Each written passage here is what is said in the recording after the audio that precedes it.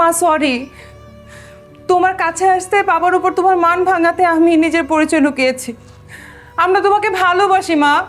আর গায়ের রং সেটা বদলে তুমি কি বোঝাতে চাইছো?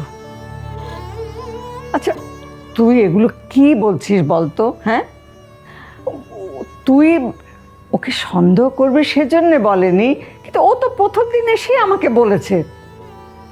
তুমিও মা? ও, তাহলে সবাই মিলে আমাকে শাস্তি দেবার পণ করেছো, তাই তো? বাহ, দারুণ দারুণ।